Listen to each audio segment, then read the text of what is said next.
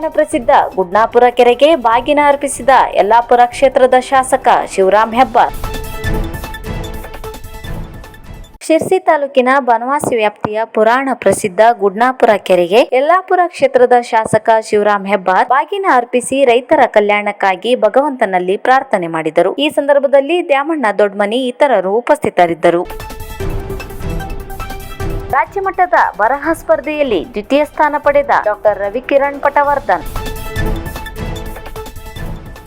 ಬೆಂಗಳೂರಿನ ಚಿತ್ಪಾವನ ಸಮಾಜದ ಭಾರ್ಗವವಾಣಿ ಯೋಜನೆ ಅಡಿಯಲ್ಲಿ ನಡೆಸಲಾದ ರಾಜ್ಯ ಮಟ್ಟದ ಬರಹ ಸ್ಪರ್ಧೆಯಲ್ಲಿ ಇಲ್ಲಿನ ಪ್ರಸಿದ್ಧ ಆಯುರ್ವೇದದ ತಜ್ಞ ವೈದ್ಯ ಡಾಕ್ಟರ್ ರವಿಕಿರಣ್ ಪಟವರ್ಧನ್ ಅವರ ಬರಹ ದ್ವಿತೀಯ ಸ್ಥಾನ ಪಡೆದುಕೊಂಡಿದೆ. ಸಾಮಾಜಿಕ ಆರೋಗ್ಯ ಜಾಗೃತಿಯ ಕಾರ್ಯದಲ್ಲೂ ಮುಂಚೂಣಿಯಲ್ಲಿರುವ ಇವರು ರವಿಕಿರಣ್ ಅವರು ಆಹಾರ ಮತ್ತು ಅವುಗಳ ಸಂರಕ್ಷಣೆ ಕುರಿತು ಬರೆದ ಲೇಖನ ಇದಕ್ಕೆ ಭಾಜನವಾಗಿದೆ.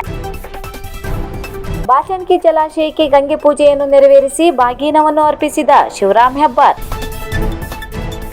ಶಾಸಕರಾದ ಶಿವರಾಮ್ ಹೆಬ್ಬಾರ್ ಅವರು ಇಂದು ಮುಂಡಗೋಡ್ ತಾಲೂಕಿನ ಬಾಚನ್ಕಿ ಜಲಾಶಯಕ್ಕೆ ಗಂಗೆ ಪೂಜೆಯನ್ನು ನೆರವೇರಿಸಿ ಬಾಗಿನವನ್ನು ಅರ್ಪಿಸಿದರು. ಈ ಸಂದರ್ಭದಲ್ಲಿ ಮಾಜಿ ಶಾಸಕರಾದ ವಿಎಸ್ ಪಾಟೀಲ್, ಬ್ಲಾಕ್ ಅಧ್ಯಕ್ಷರಾದ ಜ್ಞಾನೇಶ್ವರ್ ಗುಡಿಯಾಳ, ಜಿಲ್ಲಾ ಪಂಚಾಯತ್ ಮಾಜಿ ಸದಸ್ಯರಾದ ರವಿಗೌಡ ಪಾಟೀಲ್, ಪ್ರಮುಖರಾದ ಎಚ್ಎಂ ನಾಯ್ಕ್, ಕೃಷ್ಣ ಹಿರೇಹಳ್ಳಿ, ನಾಗಭೂಷಣ್ ಹಾವಣಗಿ, ಗೋಪಾಲ ಪಾಟೀಲ್, ಕೆಸಿ ಗಲಬಿ, ಸಂತೋಷ್ ಸಣ್ಣಮನಿ, ಧರ್ಮರಾಜ್ ನಾಡಿಗೇರಿ ಸೇರಿದಂತೆ ಇತರರು ಉಪಸ್ಥಿತರಿದ್ದರು.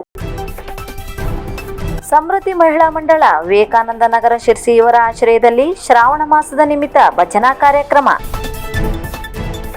ದಿನಾಂಕ 31/8/2024 ಶನಿವಾರ ಸಮೃದ್ಧಿ ಮಹಿಳಾ ಮಂಡಳ ವಿವೇಕಾನಂದ ನಗರ ಶಿರ್ಸಿ ಇವರ ಆಶ್ರಯದಲ್ಲಿ ಶ್ರಾವಣ ಮಾಸದ ನಿಮಿತ್ತ ಶ್ರೀ ವೀರಾಂಜನೇಯ ದೇವಸ್ಥಾನದಲ್ಲಿ ಸಂಜೆ 6:30 ರಿಂದ 7:30 ಸಮೃದ್ಧಿ ಮಹಿಳಾ ಮಂಡಳದ ಸದಸ್ಯರಿಂದ ಭಜನಾ ಕಾರ್ಯಕ್ರಮವನ್ನು ಹಮ್ಮಿಕೊಳ್ಳಲಾಯಿತು. ಭಜನಾ ಕಾರ್ಯಕ್ರಮದ ನಂತರ ಪುರೋಹಿತರಾದ ಶ್ರೀ ಕಿರಣ್ ಭಟ್ ಅವರು ಮಹಾಮಂಗಳಾರತಿಯನ್ನು ನೆರವೇರಿಸಿದರು. ಈ ಕಾರ್ಯಕ್ರಮದಲ್ಲಿ ಶ್ರೀ ವೀರಾಂಜನೇಯ ದೇವಸ್ಥಾನದ ಆಡಳಿತ ಮಂಡಳಿಯ ಉಪಾಧ್ಯಕ್ಷರಾದ ಹಾಗೂ ಸದಾ ಧಾರ್ಮಿಕ ಕಾರ್ಯ ಮತ್ತು ಧಾರ್ಮಿಕ ಚಿಂತನೆಯಲ್ಲಿ ನಿರಂತರಾಗಿರುವಂತಹ ಪಾಂಡುರಂಗ ಎನ್ ನಾಯ್ಕ್ ಹಾಗೂ ದೇವಸ್ಥಾನದ ಪದಾಧಿಕಾರಿಗಳು, ಡಿಪೋ, ಕೆಎಚ್ಪಿ ಕಾಲೋನಿ, ವಿವೇಕಾನಂದ ನಗರ, ಎಸಳೆ ಹಾಗೂ ಶಿರ್ಸಿ ನಗರದ ಭಕ್ತಾದಿಗಳು ಪಾಲ್ಗೊಂಡಿದ್ದರು. ನಂತರ ಎಲ್ಲರಿಗೂ ಪ್ರಸಾದವನ್ನು ವಿತರಿಸಲಾಯಿತು.